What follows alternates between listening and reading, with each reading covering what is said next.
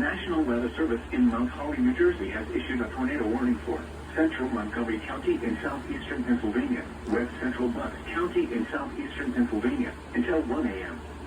At 12:26 a.m., a severe thunderstorm capable of producing a tornado was located over Hatfield, or 21 miles northwest of Philadelphia, moving northeast at 30 miles per hour. Hazard, tornado. Source, radar indicated rotation. Impact, flying debris will be dangerous to those caught without shelter. Mobile homes will be damaged or destroyed. Damage to roof, windows, and vehicles will occur. Tree damage is likely.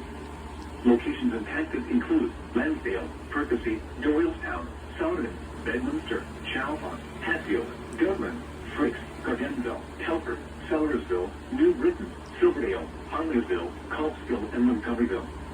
This includes northeast extension between mile markers 29 and 35. Take cover now. Move to a basement or an interior room on the lowest floor of a sturdy building. Avoid windows.